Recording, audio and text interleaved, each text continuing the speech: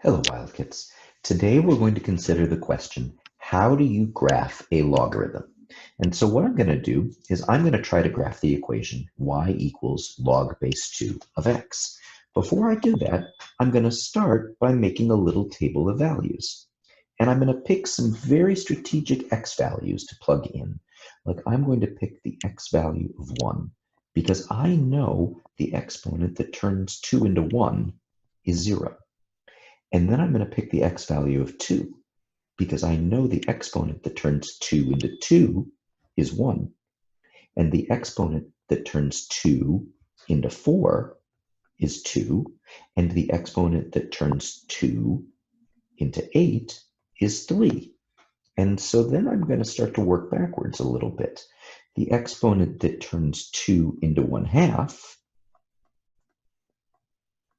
is -1. The exponent that turns 2 into 1/4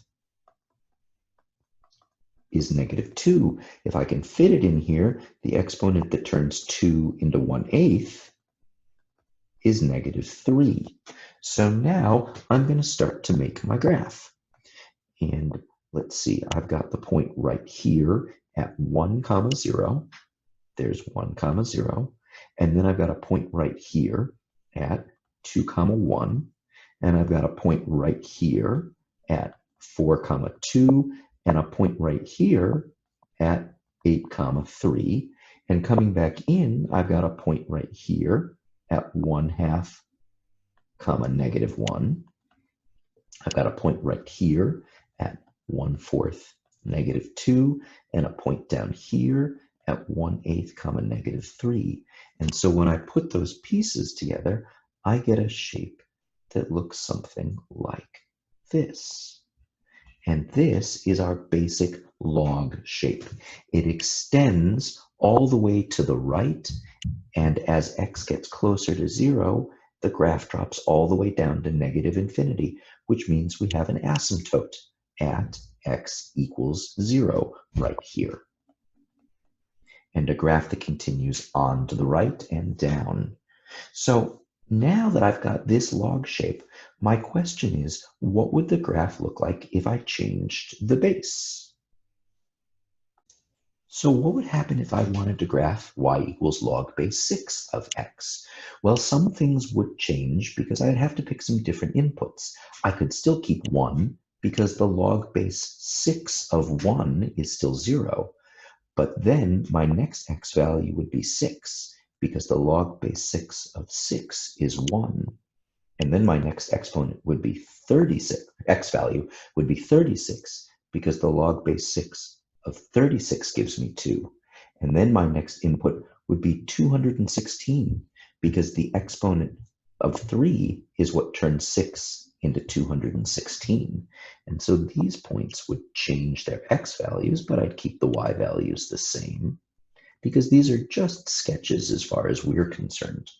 And then I would use the input of 1/6 because 6 turns 1/6. The exponent of -1 turns 6 into 1/6. And the exponent of -2 turns 6 into 1/36. And so right here, I'd use log base 6 of 1/36. And if I wanted to have a y value of -3, I'd use 1/216. And we generally try to pick values that are going to give us outputs that are simple enough for us to graph.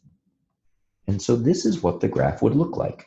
Pretty much the same shape with different input values. In fact, if I were to go ahead and graph log, which means again base 10, I still get the same shape, but I would have an input of 10, 1, and then 100, 2, and then 1000, 3. Because what's true on this graph, and this would be 1/10, and 1/100, and 1/1000. And if I wanted to have, instead of base 10, if I wanted to have a base of e, well then on my graph, I'd have e, 1, and e squared, 2, and e cubed, 3, and still 1, 0. All these graphs would have 1, 0 on them. And 1 over e has an exponent of -1. 1 over e squared has an exponent of -2. 1 over e cubed has an exponent of -3, because what's true on all of these graphs that we've created is if I move over from the asymptote, I'm always moving over 1. At a y value of 1, I'm moving over 2, which is my base. At a y value of 2, I'm moving over 2 squared, which is 4. At a y value of 3, I'm moving over 2 cubed, which is 8. And this is true on this graph as well.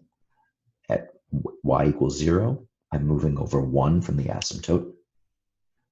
When y equals 1, I move over 6 from the asymptote. When y equals 2, I move over 6 squared, or 36 from the asymptote. When the base is 10, always from the asymptote, I move over 1 to get to my x-intercept. When the y value is 1, I move over 10. When the y value is 2, I move over 10 squared. Now, this pattern of movement from the asymptote is what helps me to determine the base. If I look at a graph and I see right here, I have an asymptote at x equals 0, and then I want to figure out, well, what's the base? I just need to figure out how far am I moving over. So from the asymptote, first I move over 1. At a y value of 1, I'm moving over 4. At a y value of 16, I'm moving over 4 squared. That means my base is 4. 4 to the first is 1. There's 4. And 4 to the 0 is 1. So this graph has an equation of log base 4 of x. Let me try it again. Let's see what's going on right here. Well, if I move over from the asymptote 1 when y is 0, from the asymptote I move over 7 when y is 1. I think I know what my base is. When y is 2, I move over 49. Well, 49 is 7 squared, and 7 is 7 to the first, and 1 is 7 to the 0. That means this equation is y equals log base 7 of x. So now let me try one more. Ooh, wait a minute. This one's a little different because there's a jump. So let me think about what the base might be. You could pause the video right now and think about what the base might be. Let me take a look. Right now, I'm still moving over 1 from the asymptote to get to my x-intercept. That hasn't changed. But now I'm moving over 81. Well, I'm at the y value of 2, so that means that 81 should be my base squared. So is there a number that squares to 81? Yes, indeed. The base is 9. And so that means the equation for this graph is y equals log base 9 of x. So now, Wildkits, you'll get to do some graphing and some equation determining of your own. Thanks very much for watching. Have a great day.